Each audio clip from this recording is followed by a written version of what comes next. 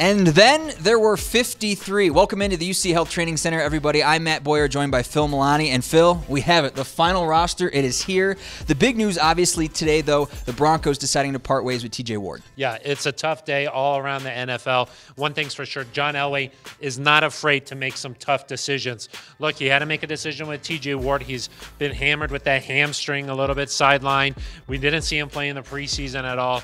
He finished last season on the sidelines as well, didn't play in those final two games, and that opened up a position for Justin Simmons, an opportunity for him to show what he can do, and Justin Simmons has taken full advantage of it. I mean, you remember the interception in Kansas City last year. He had a great camp, so now this is an opportunity for Justin Simmons to say, hey, I belong in that no-fly zone. A couple of guys who made names for themselves on the defensive side of the ball. Shelby Harris, also on the roster, and Jamal Carter, a college free agent, making the roster. Yeah, that's 13 out of the last 14 years that the Broncos have a college free agent has made this roster.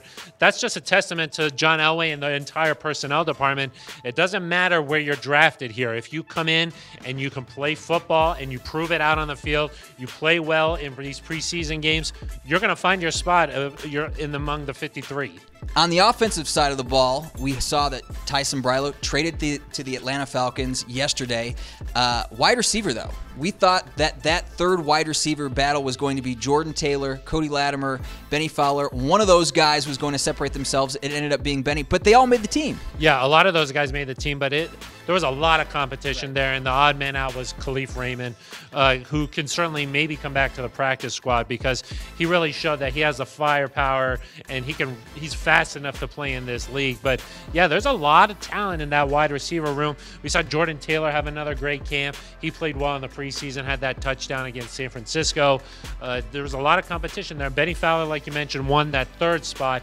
Cody Latimer proved that he's the first guy up in the kick return game, so you have to keep Latimer. So a lot of competition there, and Khalif Raymond was the guy out. A big week ahead for the Broncos as they get ready for the Chargers. We finally know who that group will be as we head towards that Monday Night Football game. But for now, for Phil Milani, I'm Matt Boyer. So long from the UC Health Training Center.